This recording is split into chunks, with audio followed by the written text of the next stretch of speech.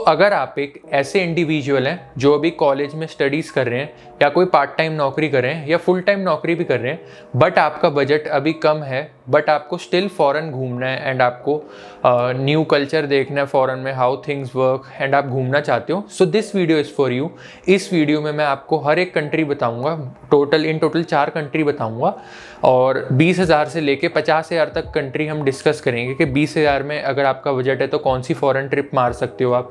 अगर आपका बजट 50,000 है, अगर आपका बजट 30,000 है, तो आप कौन सी फॉरेन कंट्री आराम से घूम सकते हो इतने बजट में। और इसके साथ साथ मैं कुछ चीज़ें क्लियर कर दूं आपको, किस कंट्री में वीज़ा की रिक्वायरमेंट रहने वाली है, किस कंट्री में कितनी वीज़ा की फ़ीस रहने वाली है, हर चीज़ मैं बताऊँगा और एक सेट पैटर्न से हम चलेंगे। सबसे पहले हम उस कंट्री को डिस्कस करेंगे थोड़ा बहुत, उसके बाद आप उस कंट्री में जितना भी आपका बजट है उसमें कहाँ कहाँ घूम सकते हैं वो डिस्कस करेंगे। देन लास्ट में हम हर चीज़ कैलकुलेट करेंगे कि आपका टोटल एक्सपेंस कितना बनता है।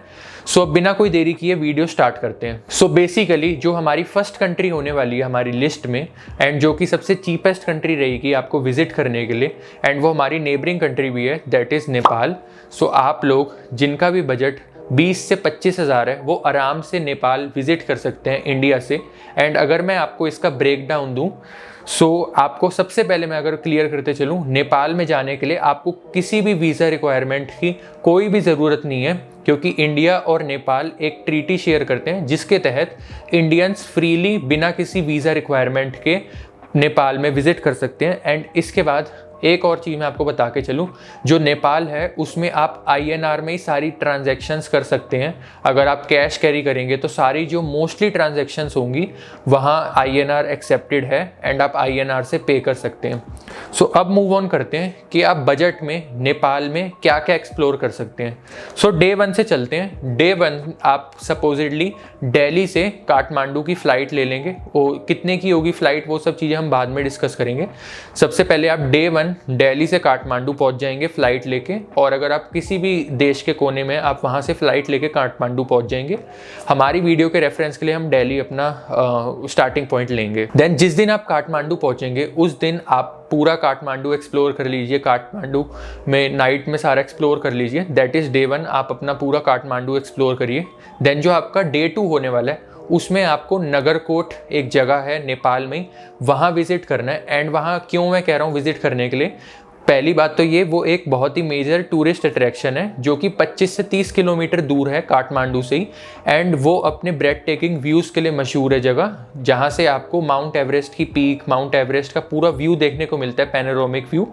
सो आप सेकेंड डे मतलब डे 2 नगरकोट विजिट करिए काठमांडू से, एंड शाम रात तक अपना वापस नगरकोट आ जाइए। एंड प्रेफरेबली आप पब्लिक ट्रांसपोर्ट चलते हैं वहाँ पे, आप पब्लिक ट्रांसपोर्ट से ही ट्रैवल करिए ताकि आपका जो भी बजट है वो बिगड़े नहीं एंड आप कम से कम पैसों में ट्रैवल कर सकें। एंड अगर आपका बजट कंस्ट्रेंट इतना ज़्यादा नहीं है, आप थोड़ा सा खुला खर्च कर सकते हैं, तो आप प्राइवेट टैक्सी भी कर सकते हैं based upon your budget. Then जो थर्ड डे होने वाला है इसके बाद वो आपको जाना है काठमांडू से पोखरा। पोखरा एक सिटी है नेपाल में जो कि लेक टाउन के नाम से मशहूर है। एंड वहाँ बहुत ही खूबसूरत लेक है, सारा नज़ारा है, एक टाउन बसा हुआ है उसी के बीच।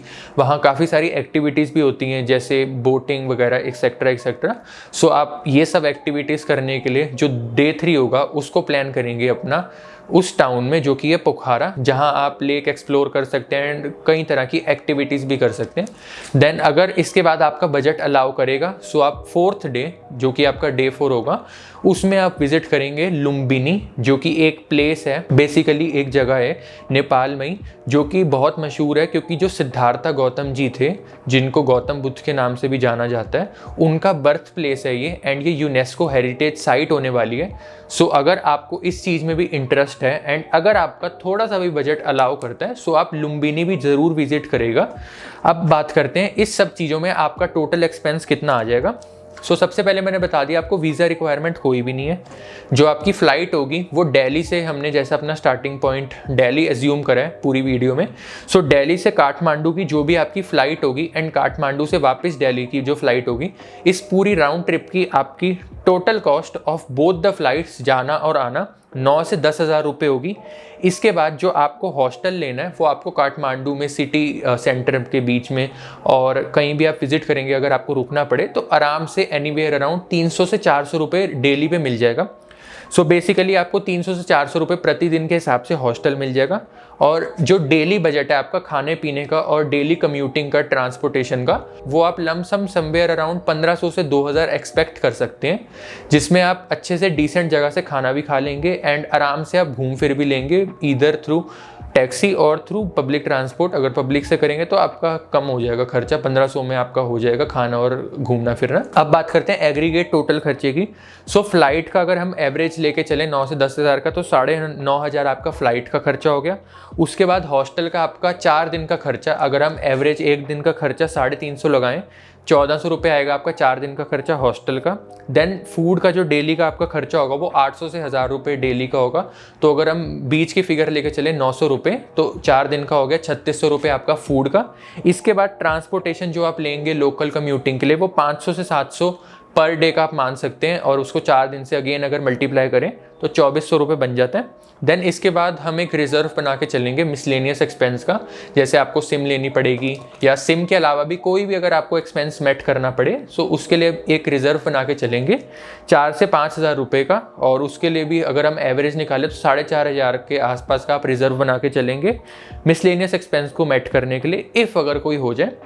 तो आपका जो कुल मिला के टोटल खर्चा होगा इस ट्रिप में, जो कि 4 दिन की होने वाली है, जिसमें आप ऑलमोस्ट मेजर सारी जगह काठमांडू, नगरकोट, पोखरा, लुम्बिनी, ये सब नेपाल में घूम लेंगे।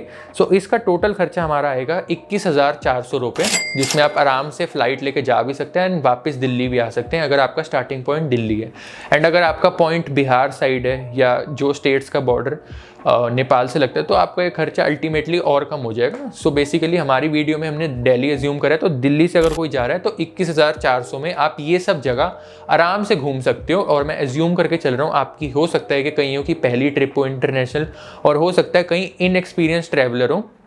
सो बेसिकली इतना इनफ है घूमने के लिए, एक्सप्लोर करने के लिए फॉर द फर्स्ट ट्रिप, और इतना आप घूम सकते हो आराम से 21,000 से 22,000 रुपये में। सो अब इसके बाद हम बात करते हैं अपनी सेकंड कंट्री की, जो कि हमारी लिस्ट में है थाईलैंड। एंड मेरे को पता है आप में से बहुत से लोगों ने, या इंडिया में कोई ऐसा शख्स शायद ही होगा जिसने ये कंट्री का नाम नहीं सुना हो, क्योंकि इतनी ज़्यादा पॉपुलर ट्रैवल डेस्टिनेशन बन गई है आज की डेट में। सो बेसिकली अगर मैं ओवरव्यू देके चलूँ, थाईलैंड में जो आपका ट्रिप होगा वो 5 से 7 दिन का हम प्लान करेंगे। एंड थाईलैंड विजिट करने के लिए इंडियंस को वीज़ा ऑन अराइवल या ई वीज़ा मिल जाता है, जिसकी कॉस्ट समवेयर अराउंड 2 से 2,500 रुपये होती है। मैंने नेट पे कई जगह ढूंढने की कोशिश करी, कहीं 2,000 मिल रहा था, कहीं 2,500, कहीं 2,800, तो हम बेसिकली 2 से 2,500 ले लेते हैं। एंड इसके बाद सबसे पहले मैं आपको ये एक्सप्लेन करता हूँ कि आप थाईलैंड में बजट में किन किन जगह पे घूम सकते हैं। बेसिकली आप दिल्ली से बैंकॉक, थाईलैंड की जो कैपिटल है, वहाँ तक की आप डायरेक्ट फ़्लाइट लेंगे। फ़्लाइट का खर्चा कितना होगा उस सब पे अभी बाद में आएंगे। सबसे पहले मैं ये बता देता हूँ आप कहाँ कहाँ घूम सकते हैं कम बजट में। सो आप थाईलैंड में बैंकॉक विजिट करिए दिल्ली से डायरेक्ट फ़्लाइट लेके। देन आप एक दिन पूरा बैंकॉक घूमिए। देन बैंकॉक के जो सराउंडिंग साइट्स हैं, टूरिस्ट साइट्स हैं, जो फेमस नाइट लाइफ है वहाँ की, वो सब आप विज़िट करिए। 1-2 दिन आप वहाँ वो विज़िट करिए, बैंकॉक पूरा घूमिए अच्छे से। एंड बैंकॉक के जो आसपास की छोटे छोटे टाउन सिटीज़ हैं वो सब घूम सकते हैं। देन आप इसके बाद अपनी जो ट्रिप है वो पटाया तक शिफ्ट कर सकते हैं। दैट इज़ आप बैंकॉक से 2 से 3 घंटे की ड्राइव करके आराम से पटाया पहुँच सकते हैं। सो आप पटाया भी आराम से इस ट्रिप में कवर कर सकते हैं अगर आपका बजट 30 से 40 हज़ार है। एंड अगर आपका बजट थोड़ा सा हायर साइड पे, दैट इज़ 50 से 60 हज़ार और 50 से 65 हज़ार। सो आप बेसिकली जो सदर्न पार्ट है थाईलैंड का, जिसमें हमारा फुकेट वगैरह आता है, वो सब भी आराम से विजिट कर सकते हैं। बट अगर अगेन आप अगर एक सोलो ट्रैवलर हैं, अभी ट्रैवलिंग स्टार्ट ही कर रहे हैं एंड बजट में भी घूमना है, कोई स्टूडेंट है, कोई पार्ट टाइम नौकरी करके घूमना चाहता है, सो बेसिकली बैंकॉक और पटाया will be more than sufficient for first time travellers और फॉर बिगनर ट्रैवलर्स जो अभी स्टार्टिंग ही कर रहे हैं। सो बेसिकली इतना लोड मत लेना कि भाई हम इतना नहीं घूम पाएंगे। बेसिकली अगर जैसे सपोजिटली इंडिया भी है, इंडिया में दिल्ली भी है, मुंबई भी है, बेंगलोर भी है, जयपुर भी है, राजस्थान पूरा पड़ा है जयपुर के अलावा। सो बेसिकली अगर आपको इंडिया भी घूमना है तो आपको एक बजट लेके ही चलना पड़ता है। सो इसी तरह अगर हम बाहर भी जा रहे हैं तो हम ये मत सोच के जाना कि आप एक अपने छोटे बजट में हर चीज़ विजिट कर लोगे। सो जैसे हम इंडिया में अगर हम कहीं मुंबई जाते हैं तो हम स्पेसिफिकली मुंबई घूमते हैं, उस जगह को एक्सप्लोर करते हैं। So this will be more than enough. मैं ये कहना चाहता हूँ कि अगर आप पटाया और बैंकॉक भी घूम पाते हैं फॉर फर्स्ट टाइम ट्रैवलर हैं, अगर आप स्टूडेंट है, तो this will be more than enough. उस चीज़ का लोड मत लेना। और मैंने बता दिया अगर आप ज़्यादा थोड़ा सा बजट अपना ऊपर रख सकते हैं तो आप फुकेत वगैरह भी विजिट कर सकते हैं। अब बात करते हैं खर्चे की। सो बेसिकली आपका जो फ्लाइट का खर्चा है दिल्ली से बैंकॉक एंड बैंकॉक से बैक टू दिल्ली, मतलब एक राउंड ट्रिप जो होगी वो आपको 14 से 16,000 एनीवेयर बिटवीन पड़ जाएगी। एंड अगर इसका एवरेज लेके चलें तो हम मान लेते हैं 15,000 की आपको फ्लाइट टिकट्स पड़ जाएंगी आना और जाना। देन अब बात कर लेते हैं अकोमोडेशन की, क्योंकि आपको पता है थाईलैंड काफ़ी ज़्यादा चीप अकोमोडेशन प्रोवाइड करता है, बजट फ्रेंडली लोगों के लिए काफ़ी सही है जो कि। सो आप हॉस्टल एनीवेयर अराउंड 600 से 900 रुपये per day Bangkok city centre में अवेल कर सकते हैं। मैं आपको हर चीज़ के प्रूफ शो कर दूंगा ताकि आपको कोई डाउट ना रहे। सो बेसिकली अगर हम हायर साइड पे 900 रुपये भी लेके चलें एंड अगर आप 5 दिन की ट्रिप कर रहे हैं, सो आपका अकोमोडेशन जो हॉस्टल में होगा वो समवेयर अराउंड 4500 हो जाएगा। 5 दिन का आपका रहना मतलब होटल हॉस्टल में 4500 रुपये में हो जाएगा। देन अब बात करते हैं इसके बाद लोकल कम्यूटिंग जो होगी आपकी प्लस फूड एक्सपेंसेस की। सो इसके लिए आप अगेन 2 से 2,500 अपना पूल बना के चल सकते हैं। आपके 2 से 2,500 में रोज़ का खाना भी हो जाएगा एंड घूमना फिरना भी हो जाएगा, जो डेली आप ट्रांसपोर्टेशन कॉस्ट खर्च करेंगे एक से दूसरी जगह जाने पर आप एक चीज़ अपने माइंड में रखना कि अगर आपको इससे थोड़ा सा और एक्सपेंस करना है, अपना कम करना है और बजट में ट्रैवल करना है, सो आपको पब्लिक ट्रांसपोर्ट प्रेफर करना पड़ेगा। इतने पूल में इतने बजट में आप रिलेटिवली टैक्सी वगैरह नहीं हायर कर सकते। बट एक ऑप्शन आपके पास है, अगर आपके पास इंडिया में 2 व्हीलर लाइसेंस है एंड अगर आप एक इंटरनेशनल लाइसेंस, आप उसके रूल्स देख सकते हैं ऑनलाइन कैसे आप अवेल करें। अगर आप वो 2 व्हीलर का लाइसेंस बना लेते हैं तो इस इंटरनेशनल लाइसेंस के थ्रू आपके पास एक मैंडेट आ जाता है, जिसके वजह से आप थाईलैंड में आराम से स्कूटी हायर कर सकते हैं एंड उस पर ट्रैवल कर सकते हैं। तो इससे आपकी एक तो टाइम बचेगा, आप ज़्यादा जगह घूम पाएंगे और आपकी जो ट्रैवलिंग कॉस्ट भी है वो ऑलमोस्ट नन और लेस सेम ही आएगी। सो आप बेसिकली अगर ऐसे कर सकते हैं, अगर आपके पास 2 व्हीलर का लाइसेंस है तो आप स्कूटी से अच्छे से एक्सप्लोर कर सकते हैं। देन इसके बाद मिसलेनियस एक्सपेंस का हमने पूल बनाया है इसके लिए 6 से 8,000। जैसे आपका सिम, जैसे आपका कोई भी अलग एक्सपेंस, जैसे कहीं भी घूमना फिरना अगर कहीं थोड़ा सा ज़्यादा लग गया तो वो पूल हम 6 से 8,000 का बना के चल रहे हैं थाईलैंड के लिए। एंड वीज़ा की जो आपकी कॉस्ट है वो हम 2 से 2,500 अगर लगा के चलें तो आपका बेसिकली टोटल इस ट्रिप का बनता है, जो कि 5 दिन की लमसम हम लगा के चल रहे हैं थाईलैंड की, दिल्ली से थाईलैंड एंड थाईलैंड से बैक टू दिल्ली। सो आपका टोटल जो इस ट्रिप का पड़ेगा वो 42,000 से लेके 43,000 के बीच में पड़ेगा। एंड इसमें आपके ऊपर है, आप चाहें तो 1-2 जगह और घूम सकते हैं, तो ये बजट हो सकता है 10-15 हज़ार बढ़ जाए, क्योंकि जो फुकेट अगर आपको जाना है तो वो समवेयर अराउंड 800 से 850 किलोमीटर दूर है बैंकॉक से, जो कि राजधानी है थाईलैंड की। सो आपको टेक्निकली एक डोमेस्टिक फ़्लाइट लेनी पड़ेगी जो कि अगेन 4 से 5,000 या 5 से 6,000 की पड़ेगी। सो अगर आप थोड़ा सा बजट ऊपर नीचे कर सकते हैं तो 10-15 हज़ार भी अगर आप मैनेज कर सकते हैं तो आप फुकेट भी विजिट कर सकते हैं। बट अगर आपका बजट 35 से 40 हज़ार है सो आप आराम से इसमें थाईलैंड विजिट कर सकते हैं। एंड ये 42 से 43,000 मेरा इसलिए आ रहा है क्योंकि मैंने एक तो मिसलेनियस एक्सपेंसेस का पूल ज़्यादा बना के चला है एंड मैंने थोड़ी सी चीज़ें एक्स्ट्रा लेके चली हैं कि इफ़ अगर आपको वहाँ रहना थोड़ा सा महंगा हो तो आप हर चीज़ एडजस्ट करके चलो, तो आप मान सकते हो 35 से 40 हज़ार में अगर आप एक बजट ट्रैवलर हो, अगर आप हर चीज़ स्मार्टली प्लान करते हो, प्री प्लान करते हो अगर अपनी फ़्लाइट्स वगैरह भी, तो आराम से 35 से 40 हज़ार में आप थाईलैंड की ट्रिप एक अफोर्ड कर सकते हैं। देन इसके बाद हम बात करते हैं अपनी थर्ड कंट्री की, जो कि हमारे लिस्ट में होने वाली है वियतनाम, जो कि साउथ ईस्ट एशिया में लोकेटेड एक कंट्री है। आप में से बहुत से लोगों ने ये अगेन सुन रखी होगी कंट्री। सो सबसे पहले बात कर लेते हैं वीज़ा रिक्वायरमेंट जो कि वियतनाम की है इंडियंस के लिए। सो बेसिकली आपको वियतनाम विजिट करने के लिए ई वीज़ा की रिक्वायरमेंट होती है, जो कि समवेयर अराउंड 2 से 2,500 का पड़ जाता है। एंड अगर मैं वियतनाम में आपको एक्सप्लेन करूँ आप कहाँ कहाँ घूम सकते हैं, सो बेसिकली वियतनाम 2 पार्ट्स में डिवाइडेड है। एक्चुअली मतलब है तो पूरा एक ही कंट्री, बट 2 पार्ट्स हैं उसके। बेसिकली नीचे भी टूरिस्ट अट्रैक्शन है एंड ऊपर भी। जो नीचे वाली टूरिस्ट अट्रैक्शन है वो सदर्न पार्ट है वियतनाम का एंड जो ऊपर वाली नॉर्दर्न पार्ट है, ऑब्वियस है ये तो जो सदर्न पार्ट है वो हो ची मिन सिटी है, जहाँ डायरेक्ट फ्लाइट अगेन इंडिया से जाती है मोस्टली हर बड़ी सिटी से। एंड जो नॉर्दर्न पार्ट है वो हनोई सिटी है, जो कि कैपिटल सिटी है वियतनाम की। सो आपके बजट पे डिपेंड करता है। अगर आपका बजट थोड़ा सा रिस्ट्रेंड है, अगेन 35 से 40 हज़ार, 40 से 45 हज़ार, इतना ही आपका बजट है, सो आप बेसिकली एक पार्टी अच्छे से एक्सप्लोर करिए। जैसे वियतनाम में अगर आप दिल्ली से हो ची मिन सिटी जा रहे हैं सो आप बेसिकली पूरा सदर्न पार्ट एक्सप्लोर कर सकते हैं। एंड अगर आप हनोई जा रहे हैं, नॉर्दर्न पार्ट जो कि राजधानी है, सो आप पूरा मेजर जो आसपास के सराउंडिंग एरिया हैं 100-200 किलोमीटर के या उससे थोड़े से ज़्यादा, सो आप बेसिकली वो भी वियतनाम में एक्सप्लोर कर सकते हैं। तो मोर और लेस आप नॉर्दर्न पार्ट एक्सप्लोर कर लेंगे वियतनाम वियतनाम का। सो अब बात करते हैं इस सब में आपका कितना खर्चा आ जाएगा। सो वीज़ा की सबसे पहले कॉस्ट लगा के चलते हैं जो कि 2 से 2,500 है। तो हम हायर साइड के लिए 2,500 लेके चलते हैं, क्योंकि कहीं ऑनलाइन 2,000 आ रहा था, कहीं 2,500। तो अगर मैं थोड़ा सा और हायर साइड पे लेके चलूँ तो 2,500 हम वीज़ा की कॉस्ट ले लेते हैं। देन इंटरनेशनल फ्लाइट, अगर आप दिल्ली से हो ची मिन सिटी जाएँ सदर्न पार्ट एक्सप्लोर करने के लिए, चाहे आप दिल्ली से हनोई जाए northern part of Vietnam explore करने के लिए, जो राउंड ट्रिप होने वाली है फ्लाइट की वो नन और लेस सेम ही होने वाली है, जो कि आपको अप्रॉक्स खर्चा पड़ेगा 22 से 25,000 के बीच round trip from Delhi to Ho Chi Minh City and हो Chi Minh City back to Delhi, और Delhi to Hanoi and vice versa. Then इसके बाद अगेन वियतनाम भी एक अकोमोडेशन बजट अकोमोडेशन प्रोवाइड करता है। सो बेसिकली आप हॉस्टल लेंगे जिसमें आपका जो डेली कॉस्ट आएगी वो समवेयर अराउंड 250 से 350 रुपीज़ पड़ जाएगी INR। मैं यहाँ प्रूफ्स के लिए आपको हर चीज़ शो कर दूंगा। सो अगर एक मीडियोकर फिगर लेके चलें, मतलब एवरेज लेके चलें इसका, तो 300 रुपये हम मान लेते हैं पर डे आपको अकोमोडेशन हॉस्टल मिल जाएगा, और 5 दिन की आपकी ट्रिप है तो 1,500 रुपये आपके रहने के हो गए। देन इसके बाद जो आपका फूड का खर्चा होगा, वियतनाम अगेन फूड के लिए भी सस्ता ही है, आपको इतना ज़्यादा एक्सपेंस नहीं करना पड़ेगा, बजट फ्रेंडली, आप आराम से वहाँ फूड भी अफोर्ड कर सकते हैं। सो 1,300 से 1,500 के बीच आप आराम से वियतनाम में एक दिन का खर्चा फूड का निकाल सकते हैं। सो अगर इसका अगेन एवरेज लेके चलें तो 1,400 इंटू 5 दिन 7,000 आपका फूड का खर्चा हो गया।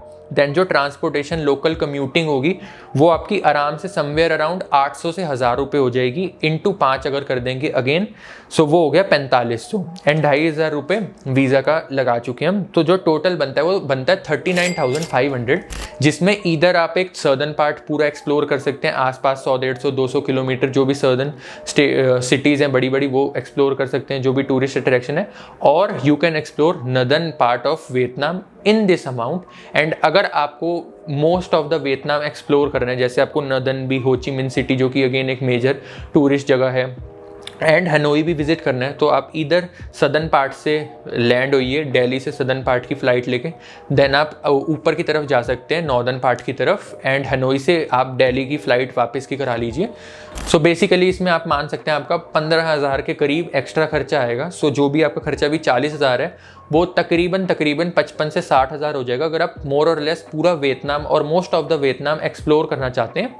सो एनीवेयर अराउंड 55 से 60,000 आपका बिल बनेगा, क्योंकि आपको हो ची मिन सिटी से हनोई जाने के लिए एक डोमेस्टिक फ़्लाइट लेनी पड़ेगी जो कि आपको 5 से 6,000 की पड़ेगी, एंड हनोई से आप बैक टू दिल्ली जा सकते हैं। सो वो पूरी एक सीरीज़ है कैसे आप सदर्न पार्ट से नॉर्दर्न पार्ट पे जाएं, सो आप वो देख सकते हैं। सो उस हिसाब से आप अपनी ट्रिप प्लान करिएगा।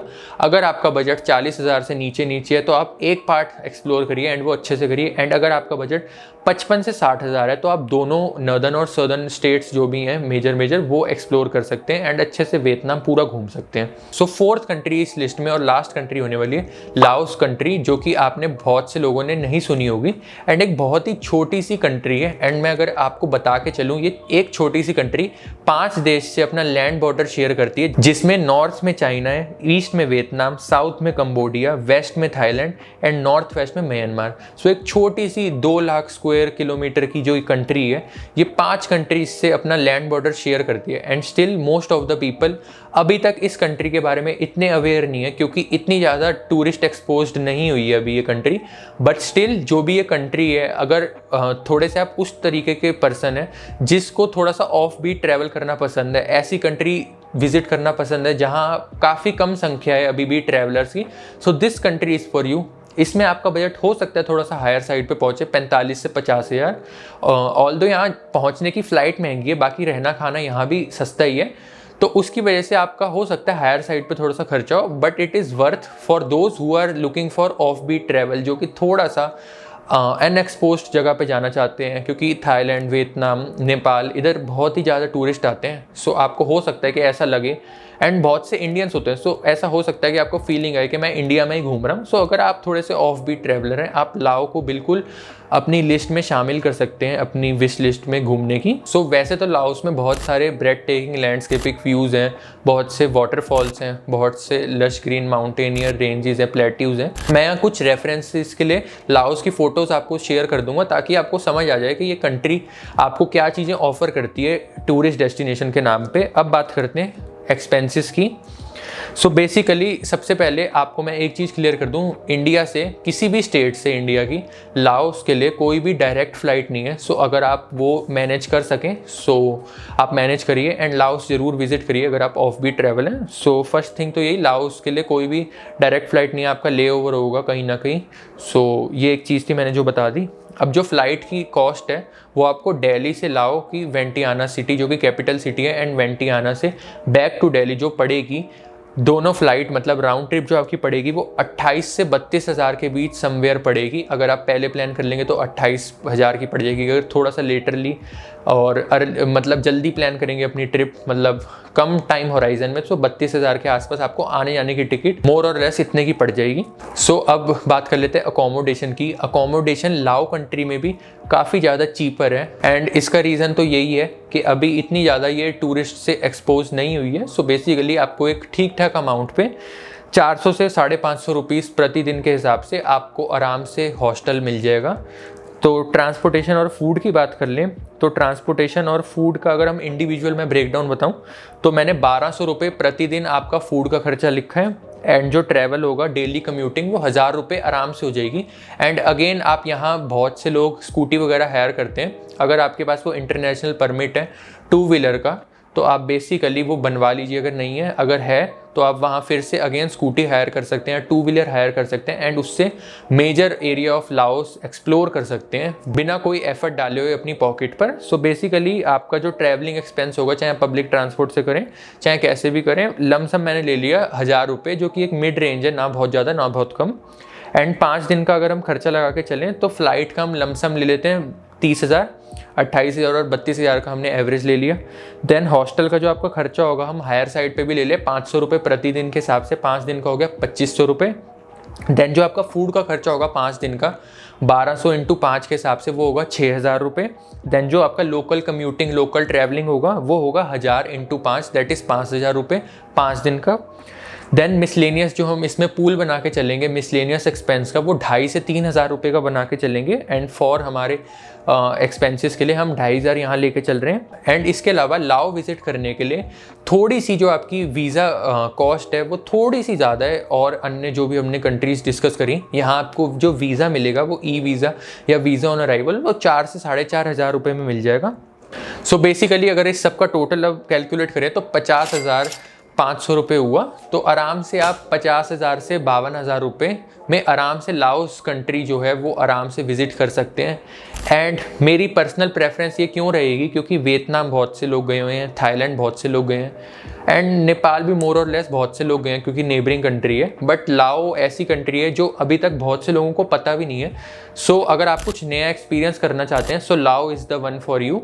और मैं यहाँ फ़ोटोज़ कुछ अगेन शेयर कर दूंगा ताकि आपको समझ आ पाए लाओ क्या चीज़ें आपको ऑफ़र करता है। सो अब बात करते हैं इस सब के बाद मेरे पर्सनल ओपिनियन की कि कैसे अपनी ट्रिप प्लान करें। सो अगर आप एक ऐसे इंडिविजुअल हैं, ऐसे स्टूडेंट हैं, ऐसे पार्ट टाइम वर्कर हैं या ऐसे फुल टाइम वर्कर हैं जिनका बजट अभी 40 से 50,000 है फ़िलहाल एक ट्रिप अफोर्ड करने का, एंड अभी सोच रहे हैं नियर फ्यूचर में एक ट्रिप प्लान करने का either to Thailand either to Vietnam और लाओ सो बेसिकली या Nepal. So basically in my opinion आप अभी एक भी ट्रिप मत करिए एंड आप 2 से 3 ट्रिप के पैसे जोड़ लीजिए समवॉट अराउंड 1 लाख से लेके 1,20,000। तो बेसिकली जो बात की 3 कंट्रीज़ मैंने आपको बताई लाओस वियतनाम और थाईलैंड, इसमें एक बार में ट्रैवल करने का ये बेनिफिट है कि आपको पहली बात तो लाओ विजिट अगर किसी को करना है एंड 50,000 बजट भी है तब भी आपको इंडिया से डायरेक्ट फ़्लाइट नहीं है। बट सिमिलरली अगर आप 2-3 ट्रिप्स का अपना कॉर्पस जोड़ लें जो कि 1,20,000 अगर आप अपना जोड़ लें आज से,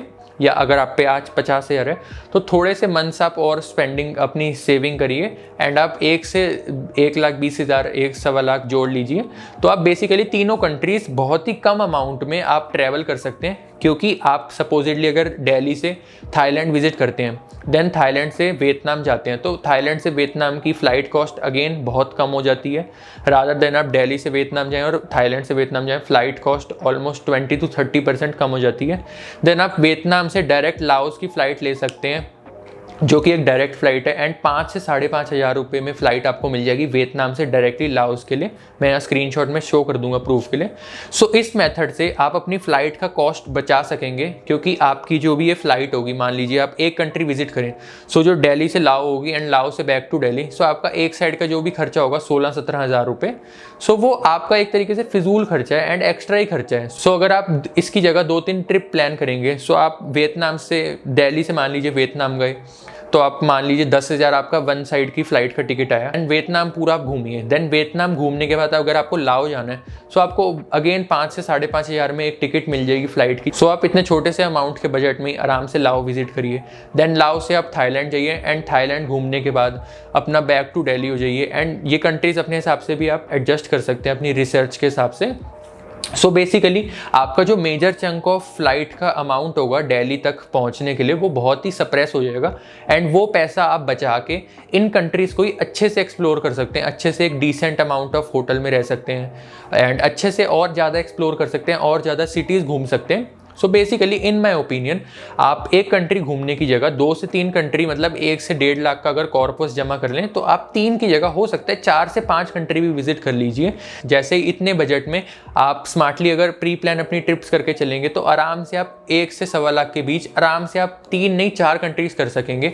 मलेशिया भी नेबरिंग कंट्री है, तो मलेशिया भी आप विजिट कर सकते हैं, कंबोडिया भी विजिट कर सकते हैं उतने ही बजट में, सिर्फ अपना फ्लाइट का फालतू खर्चा बचा के। So this was my opinion. जो भी आपका ओपिनियन है वो तो आपको अपने हिसाब से ड्रॉ कर रहे हैं। So that's it for this video. अगर आपको वीडियो पसंद आई तो लाइक कर देना वीडियो, चैनल सब्सक्राइब कर देना, कमेंट कर देना एंड उसके साथ वीडियो शेयर करो जो अभी बाहर जाने का प्लान बना रहे हैं या समझ नहीं आ रहा कि बजट फ्रेंडली ऑप्शंस क्या है इंडिया से बाहर ट्रैवल करने के लिए। तो आप उन अपने फ्रेंड्स, उन रिलेटिव्स के साथ ये वीडियो शेयर कर सकते हैं एंड मैं मिलता हूँ आपसे अगली वीडियो में ऐसे ही कंटेंट के साथ। So till then stay tuned and good bye.